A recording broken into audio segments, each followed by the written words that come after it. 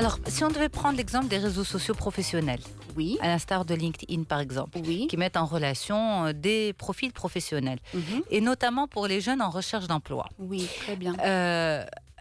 Les jeunes ne savent pas est-ce qu'il faut envoyer, relancer, à quelle fréquence, s'il y a une charte justement qui dicte le savoir-faire, ça serait quoi? Alors, il faut savoir que d'abord, la charte, elle différencie selon les réseaux. Par exemple, LinkedIn, Facebook, Viadeo, tout ça, c'est chacun a sa propre charte.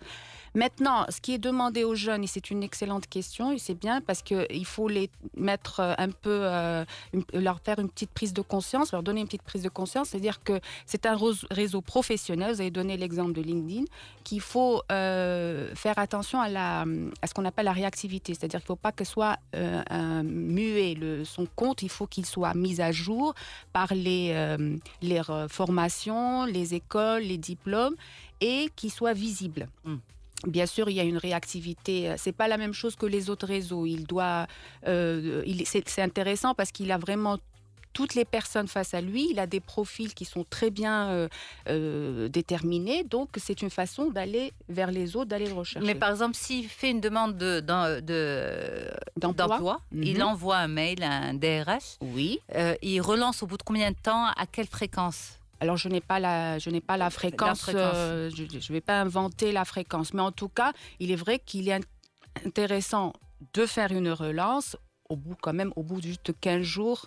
Pas que ça soit tout le temps. Ce n'est pas une sorte d'agressivité. Voilà, donc, absolument. Une fois, oui. S'il n'y a pas de réponse, une deuxième fois, et puis après, s'il n'y a pas de réponse, au bout de 2 fois, oui, voilà. Absolument. Mais ça, chacun a sa charte. Il y a des règles, effectivement, donc on peut les voir dans chaque réseau. Et si vous avez parlé de réseaux professionnels, donc non seulement sur LinkedIn, moi je prendrais aussi sur Twitter, qui est intéressant parce que il est différent de réseaux, par exemple Facebook, qui est un contact où on peut ajouter des amis. Twitter, on suit.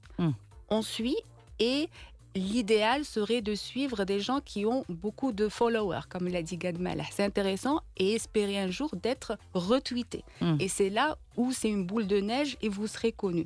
Donc chaque réseau a sa charte de bonne conduite. Mais je voudrais aussi dire qu'il y a des gens, et je le dis souvent, il y a des gens qui sont contre ces réseaux sociaux. Et moi, je les respecte parce qu'ils disent, moi, je n'ai pas de compte, je n'ai pas. Ça, c'est à respecter. Pourquoi ? Parce que il faut savoir qu'un réseau social, dans les réseaux sociaux, comment ça se passe ? En fait, c'est des relations à long terme. Quand on s'inscrit, on a des amis et donc on les suit. Alors, on va leur souhaiter un anniversaire, on va leur souhaiter un décès. Et il y a des gens qui préfèrent le faire directement qu'avoir un compte. Et moi, je les respecte dans ce sens-là. يعني هو اختيار exactement. Voilà, donc et c'est un outil d'évitement. Et il y a je citerai aussi la sociopsychologue qui est Joëlle Menrad, pour qui, en fait, elle dit que dans les réseaux sociaux, il y a une atténuation des règles de politesse. C'est vrai. C'est une atténuation. Aujourd'hui, ça va plus vite.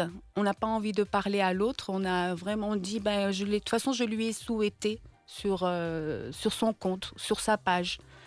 Ça, c'est un raccourci. C'est un raccourci. Or, aujourd'hui, il faut quand même faire attention, rester dans la relation humaine, aller vers l'autre, être à l'écoute de l'autre. Peut-être que ça le ferait beaucoup plus plaisir. Moi, personnellement, ça me fait beaucoup plus plaisir que quelqu'un m'appelle et qu'il me le dise à haute voix. Exactement. Donc, ça, c'est les différentes règles. Oui. Le petit mot de la fin, Mariam ? Alors, le petit mot de fin, je voudrais juste vous remercier. Oui, Farhana Yasmine, parce que vous faites beaucoup pour nous, pour les coachs et pour les consultants. Et on oublie souvent de remercier. Et je voudrais, parce que je suis une fan de l'émission, une fan de la radio aussi, parce que quand j'étais petite, j'envoyais des cartes pour avoir. Et je voudrais vous faire un petit cadeau. Voilà, un petit cadeau personnalisé. Merci beaucoup. Alors, voilà. Donc, pour Farhana et pour... Merci beaucoup. On découvre en direct. Le pied. Et pour Yasmine. C'était pas évident. Super. Pour la taille. Mais C'est pas sympa. Mais j'ai trouvé voilà, en haut de mon 1m85. مريم أجمل الأشياء هو مفاجأة الوحدة.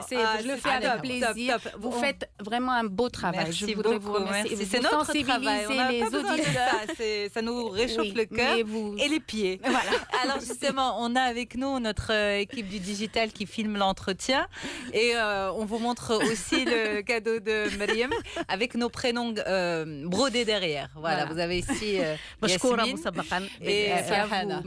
Merci beaucoup Mariam Fidalim Knassi pour votre présence avec nous et puis pour vraiment cette charmante attention. Très bonne fin d'année. Meilleurs vœux avec beaucoup de bonnes choses à venir. Farhana. شكرا مريم. لا نجد الكلمات لإيفاء حقك ولكنك كعادتك تفوقين أو تترقين على الجميع يعني بالاتيكيت ديالكم وصوابك. شكرا جزيلا. شكرا لكم.